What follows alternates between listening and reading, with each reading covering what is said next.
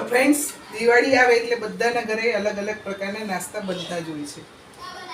અમારા ઘરે પણ ફરસી પૂરી, ચકરી, શક્કરપારા, ચોરાફળી, મઠિયા, પૌવાનો ચેવડો, નાયલોન પૌવાનો ચેવડો, મોહનથાળ, ખજૂર પાક, એ બધા અલગ અલગ નાસ્તા બને છે. તમારા ઘરે શું શું નાસ્તા બને છે તે પણ તમે કોમેન્ટમાં જણાવજો. જો આજે હું બનાવી રહી છું ફરસી પૂરી.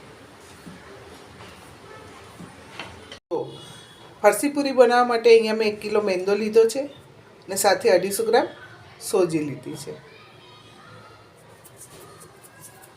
હવે ત્યારબાદ આપણે એમાં અધકચરા ખાંડેલા મરી ઉમેરીશું. મરી અધકચરા ખાંડેલા હશે તેનો સ્વાદ એમાં ખૂબ જ સરસ આવશે. ત્યારબાદ તેમાં આપણે શેકીને વાટેલું જીરું ઉમેરીશું. મરી અને જીરું થોડું આગળ પડતું નાખવાનું. સાથે અહીંયા મેં 5 ચમચી જેટલી હિંગ ઉમેરી છે. હિંગ ઉમેરવાથી પૂરી ખૂબ સ્વાદિષ્ટ લાગે છે. જો તમને ફાવે તો તમે હિંગ નાખી શકો છો, નહીંતર એવોઇડ પણ કરી શકો છો. ત્યારબાદ એમાં આપણે સ્વાદ અનુસાર મીઠું ઉમેરીશું.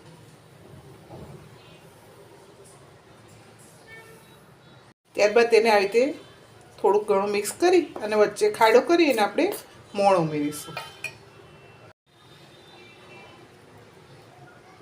અહીંયા મેં સિંગ તેલનો ઉપયોગ કર્યો છે. જો એટલે ખાડો કરી અને મોણ ઉમેરવાનું છે અને સારી રીતે આપણે મોણને મિક્સ કરવાનું છે લોટમાં. પહેલાં ફરસી પૂરી બનાવતી વખતે જો મોણ સરખું દેવાશે ને તો જ તમારી પૂરી એકદમ ફરસી બનશે, એટલે કે સોફ્ટ બનશે, ખાવામાં સોફ્ટ અને આમ કડક એ રીતની. એટલે ખાસ ફરસી પૂરીમાં બીજા બધા મસાલા કરતાં મોણનું વધારે ધ્યાન રાખવાનું હોય છે. મોણ એકદમ સરખું હશે તો પૂરી ખાવાની મજા આવશે. જો આ રીતે હાથેથી મસળીને આપણે લોટને મિક્સ કરી લઈશું.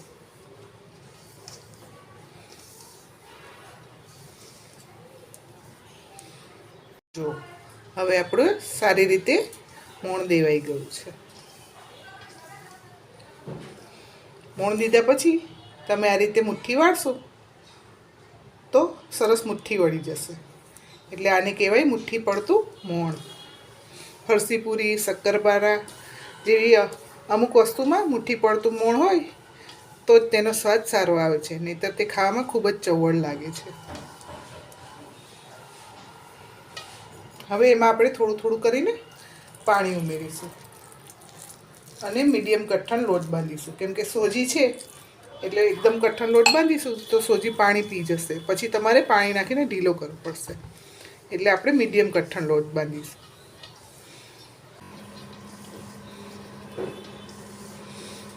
લોટ બાંધતી વખતે આવી રીતે હાથેથી ભાર આપતા જવાનું, એટલે તમારો લોટ સરસ બંધાઈ જશે. જો હવે આ રીતે બધો જ લોટ આપણો ભીનો થઈ જાય ને પછી આપણે એને 2 હાથ વડે મસળવાનું છે.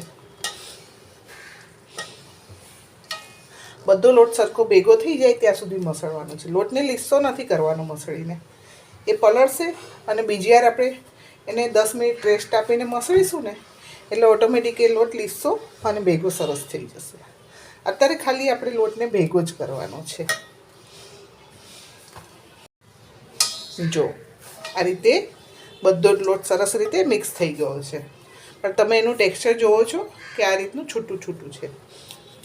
પણ એને 10 થી 15 મિનિટ આપણે રેસ્ટ આપીશું ને પછી એને કૂણવીશું એટલે એનું ટેક્સચર સરસ થઈ જશે. તો જો આ રીતે લોટ વાસણમાં પોળો કરી અને એને ઢાંકી અને 10 થી 15 મિનિટનો આપણે રેસ્ટ આપવાનો છે. ત્યારબાદ આપણે પૂરી વણવાની છે. જો હવે 15 મિનિટ જેવું થઈ ગયું છે અને આપણે પાછો લોટને મસળી લેવાનો છે.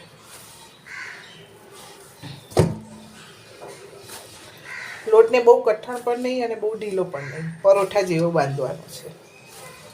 તમે જોઈ શકો છો કે જેમ જેમ મસળાતો જાય છે એમ એનું ટેક્સચર અલગ આવતું જાય છે.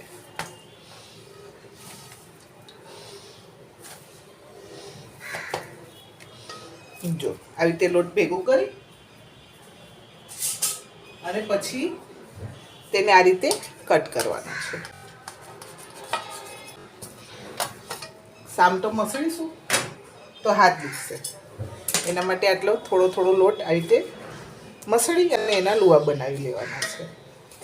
લોટ મસળતા જવાનું છે અને લુવા બનાવતા જવાનું છે.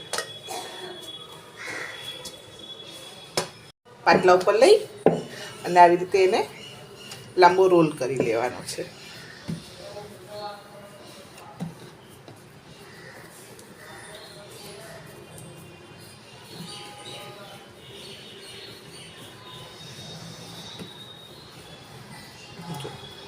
અને ત્યારબાદ આપણે મીડિયમ સાઈઝના લુવા કટ કરી લેવાના છે.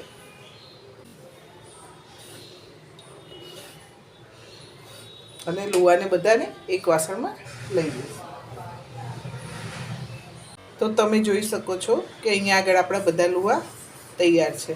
તમે ઈચ્છો તો એને આ રીતે દબાવીને કરી શકો છો, પણ ડાયરેક્ટ પણ દબાવ્યા વગર પણ સરસ એની પૂરી થશે. એની ટ્રીક હું તમને બતાવું. ચાલો, એના માટે મેં અહીંયા આ લુઓ લીધો છે. આ લુવાને આ રીતે હથેળીથી એકદમ બહાર દેશો એટલે તમારું સરસ રીતે ગોળણું બની જશે. અને હવે આપણે એને વણી લઈશું અને કાપા પાડી લઈશું. રસની પૂરીમાં જો તમે કાપા નહીં પાડો તો ફૂલવાની શક્યતા રહેશે. તો આ રીતે બધી આપણે પૂરી આપણે વણી લઈશું.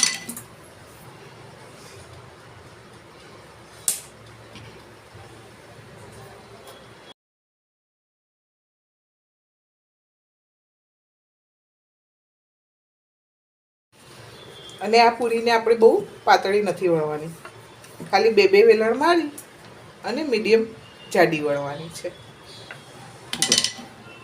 આ રીતની થોડી જાડી રહે એ રીતની પૂરી વણવાની છે. હવે આપણે એક કઢાઈમાં તેલ મૂકી અને તેલ સારી રીતે આવી જાય એટલે આપણે ચેક કરી લઈશું.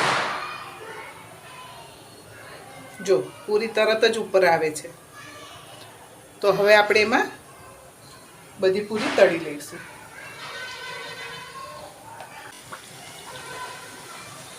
એકી સામટી તમે 12 થી 15 પૂરી નાખશો એટલે તમારી પૂરી અંદરથી સરસ રીતે ચડી જશે. અને પૂરી તળતી વખતે આપણે ગેસ મીડિયમ રાખવાનો છે, ખૂબ ધીમો પણ નહીં અને ફાસ્ટ પણ નહીં. મીડિયમ ગેસ ઉપર આ રીતે બધી પૂરી તળી લઈશું. 2 મિનિટ રહી અને પાછી આપણે પૂરીને ફેરવી લઈશું.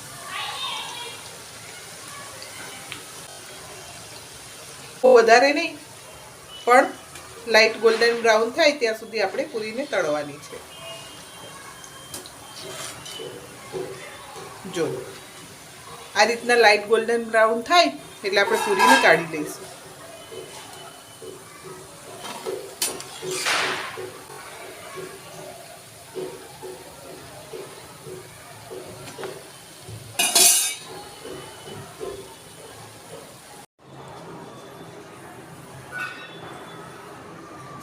જો તૈયાર છે આપણી ફરસી પૂરી. સરસ મજાની બદામી કલરની તળીને રેડી છે. જો એકદમ સોફ્ટ અને સરસ.